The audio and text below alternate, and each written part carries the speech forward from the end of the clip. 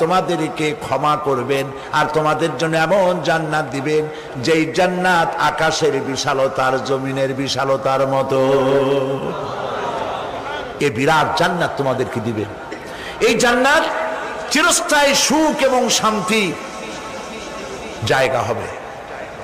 মাসালুল জান্নাতিল্লাতী উইদাল মুত্তাকুন ফিহা আনহারুম মিন মাইন গায়রি আসিনিন ওয়া আনহারুম মিন লাবানিন লাম ইয়াতাগায়্যার তা'আমুহু।